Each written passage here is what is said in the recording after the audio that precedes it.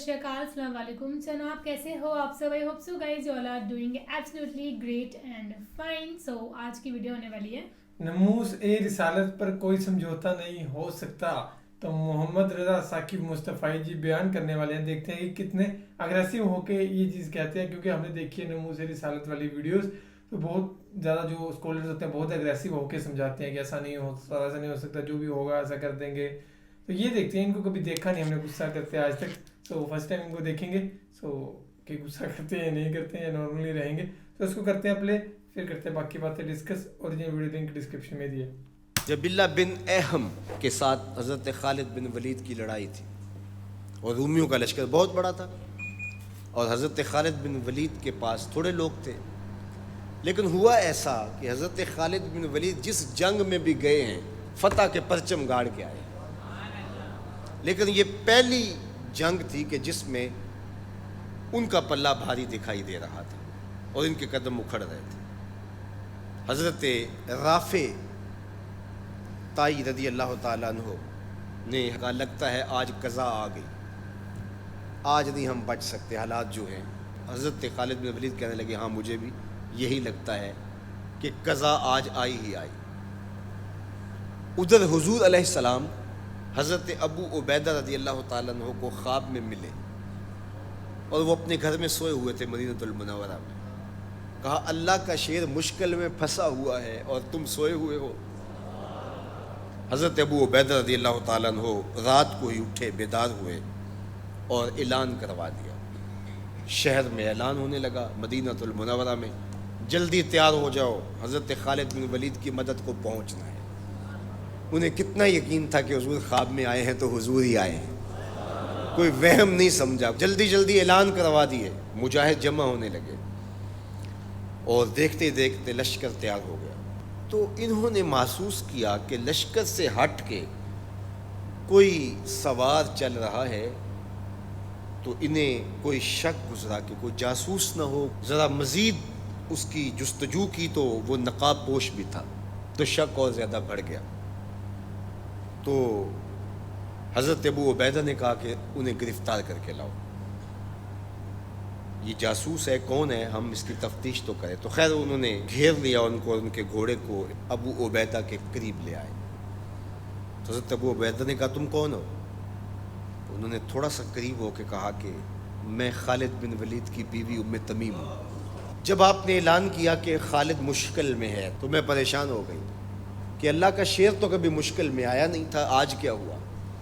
تو میں نے غور سے دیکھا کہ وہ اپنی ٹوپی گھر بھول گئے تھے، جس ٹوپی کے اندر حضور کے منہ مبارک سیے ہوئے ہیں، اور وہ جب بھی جنگ کیا کرتے تھے تو وہ ٹوپی اپنے سر پہ پہن کے کیا کرتے تھے، اللہ فتح عطا کرتا. تو میں ان کو ٹوپی دینے جا رہی. اللہ اکبر. جب یہ لوگ وہاں پہنچے تو سواروں کا ایک قافلہ آگے بڑھ کے خالد بن ولید کے ساتھ دشمن پر حملہ آور ہو گیا. ایک نقاب پوش سوار آگے بڑھتا ہے اور ہاتھ میں تلوار ہے، اور دشمن پیچھے ہٹتا چلا جاتا ہے.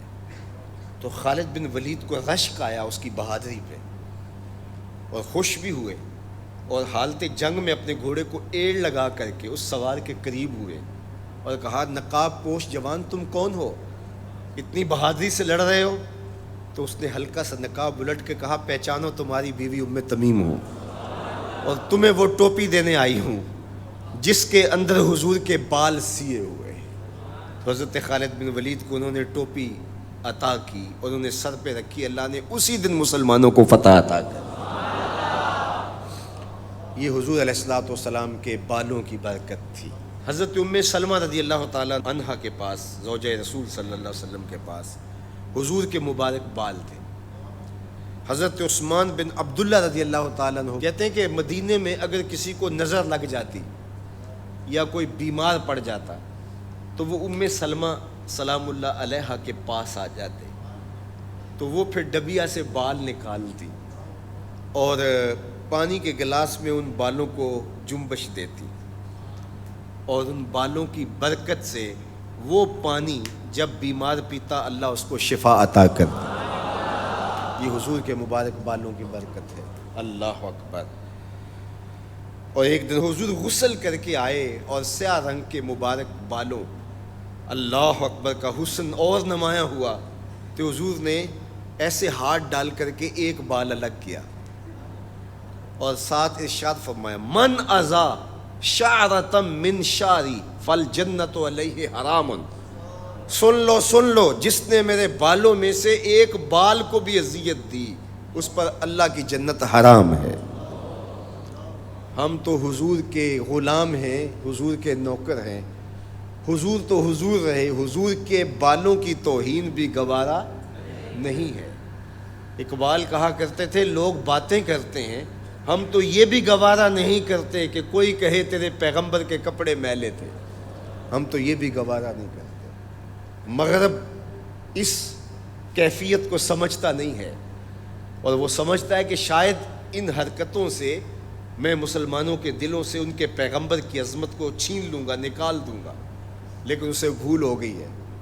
یہ ہزار گناہ گار سہی، بدکار اور سیاہ کار سہی، دنیا دار سہی، یہ کاروباری سہی، لیکن جب اپنے دل کا سودا کرنے کی باری آئے تو مدینے کی گلی میں کرتے ہیں، اور سب کچھ لٹانے کے بعد بھی کہتے ہیں حق تو یہ تھا کہ حق ادا نہ ہوا۔ ہماری جانیں، ہمارے ماں باپ، ہماری نسلیں، ہماری زندگی کا ایک ایک گوشہ حضور کے نام پہ قربان۔ حضور کے نام کا جھنڈا کبھی نیچا نہیں ہو سکتا، ان کے نام کا جھنڈا ہمیشہ اونچا رہے گا۔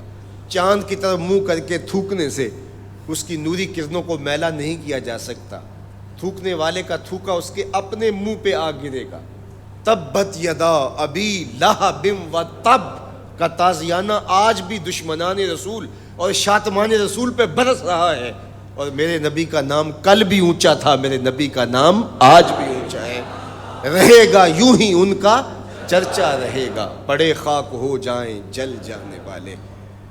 ہمیں غور کرنا ہوگا کہ آج ہمارے اوپر یہ جو آزمائشیں اور یہ ابتلائیں ہیں اور یہ امتحانات سے ہمیں گزرنا پڑتا ہے، اس سے دردناک امتحان امت کے لیے کیا ہو سکتا ہے؟ تو کیا اب بھی ہم فرقوں میں بٹے رہیں گے؟ اب بھی ہم ایک دوسرے کے گریبان نوچتے رہیں گے؟ آج بھی ہم جو ہے وہ غفلت کی زندگی گزاریں گے، یا اپنی زندگی کی ایک ایک سانس حضور کے قدموں میں رکھ دیں گے؟ تو محبت کا تقاضا یہ ہے کہ اپنی ایک ایک سانس حضور کے نام پہ قربان کریں۔ ہم جئیں گے تو حضور کے لیے، مریں گے تو، اور آخری سانس تک حضور کے وفادار رہیں گے۔ اور یہ ہماری زبان سے نہیں، ہمارے قلب سے، ہماری روحوں سے ہمارا عہد ہے، ہمارا ارادہ ہے۔ حضور ہمارے ماں باپ آپ پہ قربان، ہماری نسلیں آپ پہ قربان۔ لاسٹ میں بہت ہی زیادہ ایموشنل ہو گئے رضا ثاقب مصطفی جی، انہوں نے اپنی جیسا کہ امت کو یہ سیکھ دی ہے، اور لوگوں کو بتایا جو ان کے نبی کے بارے میں کچھ بولتے ہیں، انہوں نے بتایا کہ ہم ان کے مطلب بالوں تک کی اتنی عزت کرتے ہیں، تو آپ سوچتے کہ آپ ہمارے دل سے ان کی عزت نکال پاؤ گے، ایسا پاسبل نہیں ہے۔ ہاں تو یہ بتایا، اور انہوں نے پہلے خالد بن ولید جی کا واقعہ بتایا تھا کہ کیسے کیسے وہ جنگ میں گئے تھے، اور وہ وہاں جا کے اپنے آپ کو کمزور محسوس کر رہے تھے، کیونکہ ان کے پاس ٹوپی نہیں تھی ان کی، جو وہ اکثر پہن کے جنگ میں جایا کرتے تھے، کیونکہ اس ٹوپی میں پروفٹ محمد جی کے 3 بال مبارک لگے ہوئے تھے نا، تو وہ ان کی وجہ سے ان کو ایک حوصلہ ملتا تھا کہ نہیں ہر جنگ فتح کرتے تھے، پروفٹ محمد میرے ساتھ ہے ہر جنگ میں۔ تو یہ تھا، اور باقی آخر میں وہ انہوں نے یہی بتایا کہ ایسے نہ بولا کرو ہمارے نبی کو، ہے نا، کیونکہ ہم ان پہ قربان ہیں، ہمارے ہر ایک چیز ان پہ قربان ہے، ہمارے ماں باپ ان پہ قربان ہیں۔ تو یہ تھا، اور باقی ہوپس آپ کو ویڈیو پسند آئی ہو، اگر پسند آئی ہوگی تو ضرور کمنٹ کر کے بتانا، لائک کر دینا ویڈیو کو، اور ہمارے ولاگس بھی ضرور دیکھا کریں۔ So guys thank you so much for watching the video, ملتے ہیں نیکسٹ ویڈیو میں۔